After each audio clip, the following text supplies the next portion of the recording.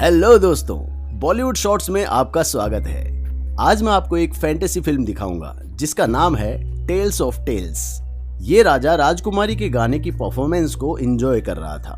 तभी अचानक उसे एक कीड़ा उसके हाथ पर दिखाई देता है। राजा उसे मारना चाहता था, लेकिन कीड़ा राजा के दिमाग को पड़ रहा था और वो राजा के आदेश के अनुसार लेफ्ट हैंड से राइट हैंड पर कूद रहा था। छोटा कीड़ा राजकुमारी की परफॉर्मेंस से ज्यादा इंटरेस्टिंग था। परफॉर्मेंस के बाद राजा हॉल छोड़ने के लिए इंतजार नहीं कर पा रहा था, जबकि राजकुमारी ने महसूस किया कि राजा उसे इग्नोर कर रहा है। राजा कीड़े को अपने कमरे में ले गया और अपनी उंगली काट दी और कीड़े को अपना खून पीने दिया। फिर वो एक सोने का डिब्बा लाया जिसमें सॉफ्ट कुशन था और उसमें उसने कीड़े को सोने के लिए छोड़ दिया। उसने एक मैग्नीफाइंग ग्लास उठाया और बड़ी दिलचस्पी से कीड़े को देखने लगा। वो बहुत खुश था और कीड़े पर पूरी तरह से मोहित हो गया था। कुछ दिनों बाद कीड़ा मूंगफली के दाने के साइज जितना बड़ा हो गया। कीड़े को खुश करने के लिए राजा पूरे दिन घर में रहता और उसने कीड़े को खेलने के लिए बहुत सारे खिलौने बनाए। राजा अपनी बेटी से ज्यादा कीड़े की देखभाल करने लगा। राजकुमारी की शादी की उम्र हो गई है और एक दिन राजकुमारी रात के खाने के समय राजा को बताती है कि वो शादी करना चाहती है। राजा राजकुमारी से पूछता है कि उसे किस तरह का हस्बैंड चाहिए, जिसके जवाब में राजकुमारी कहती है कि उसे एक साहसी, मजबूत और सुंदर दिखने वाला पति चाहिए। राजा बिना किसी हिचकिचाहट के हाँ कर देता है, लेकिन वो अपनी बेटी से इतनी जल्दी दूर नहीं होना चाहता था। उसी वक्त राजकुमारी कहती है कि मीट अच्छे से पका नहीं है, जिससे राजा को अपने कीड़े की याद आती है। वो एक बर्तन में मीट लेकर अपने कमरे में चला जाता है और धीरे से कीड़े को पुकारता है। हम देखते हैं कि कुछ ही हफ्तों बाद कीड़ा पहले से 100 गुना बड़ा हो गया है। राजा उसे मीट खिलाता है और धीरे से उसकी पीठ पर हाथ फेरता है, इस उम्मीद में कि कीड़ा ज्यादा स्ट्रॉन्ग बनेगा।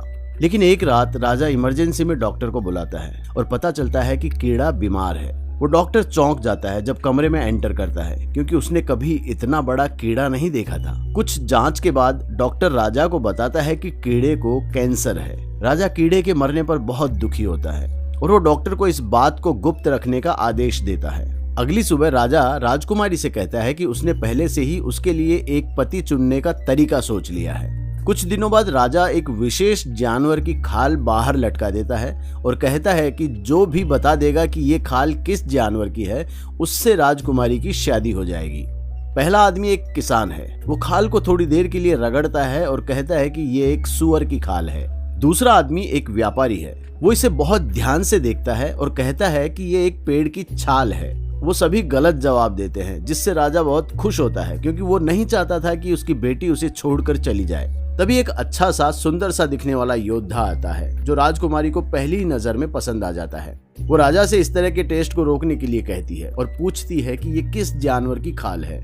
राजा राजकुमारी को उत्तर देता है। राजकुमारी अपने पिता का जवाब सुनकर परेशान हो जाती है जब उसे ये पता चलता है कि ये एक कीड़े की खाल है और यही कारण था कि इसका कोई सही जवाब नहीं दे पाया था। योद्धा भी गलत साबित होता है। उसे लगता है कि ये एक विशाल समुद्री गाय है। अचानक एक बदसूरत सा दिखने वाला राक्षस वहां आता है, जिसको गार्ड्स रोक लेते हैं, पर राजा निष्पक्षता दिखाते हुए उसे टेस्ट में भाग लेने की परमिशन दे देता है, क्योंकि राजा को विश्वास है कि ये बेवकूफ सा दिखने वाला राक्षस सही उत्तर नहीं दे पाएगा। राक्षस खाल के पास जाता है, उसे ध्यान से सूंघता है और फिर तुरंत सही उत्तर दे देता है। राजा शॉक्ड है और राजकुमारी इतनी डरी हुई है कि आंसू भरी आंखें लिए हॉल से बाहर भागती है और अपने आप को खत्म करने की धमकी देते हुए वो महल के टॉप पर पहुंच जाती है। लेकिन राजा का कहना है कि एक राजा के रूप में वो अपनी बात से पलट नहीं सकता। अपने पिता की इज्जत रखने के लिए राजकुमारी राजा की बात मान लेती है और रोते हुए महल से बाहर निकलती है, जहाँ वो राक्षस से मिलती है। वो राजकुमारी का हाथ थामकर अपने घर की दिशा में निकल जाता है। कई घंटों तक चलने के बाद नाजुक राजकुमारी थककर जमीन पर गिर जाती है। राक्षस को राजकुमारी की हालत पर दया आ जाती है और वो राजकुमारी को अपनी बाहों में उठाकर पहाड़ चढ़ने लगता है। वो दोनों पहाड़ों की चोटी पर एक गुफा में पहुंचते हैं, जो राक्षस का घर है। राजकुमारी वहां जानवरों की हड्डियां देखकर डर जाती है और वहां से भागना चाहती है, लेकिन वो जानती है ये पॉसिबल नहीं है। अब वो बस बैठकर महल की ओर देखती रहती है। राजकुमारी वहां से भागने की उम्मीद छोड़ देती है, लेकिन एक दिन राक्षस शिकार करने के लिए बाहर जाता है। तभी राजकुमारी को एक औरत दिखाई देती है, जो पहाड़ के दूसरी तरफ जड़ी बूटियां इकट्ठा कर रही है। राजकुमारी उस औरत से मदद मांगती है।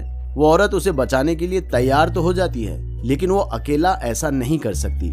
उसे अपने पति और बेटों की मदद की जरूरत पड़ेगी, इसलिए दोनों अगले दिन इसी जगह मिलने का निश्चय करते हैं। राजकुमारी इतनी खुश है कि वो पूरी रात जागती रहती है। अगली सुबह जब राक्षस ध्यान नहीं दे रहा होता है, राजकुमारी छुपकर गुफा के बाहर निकल जाती है। राजकुमारी उस औरत के बेटे को देखती है। पता चलता है कि ये परिवार सर्कस में काम करता है और ये लड़का रस्सी पर चलता है। वो राजकुमारी को अपने कंधे पर उठाता है और पहले से लगाई हुई रस्सी पर चलता है और धीरे धीरे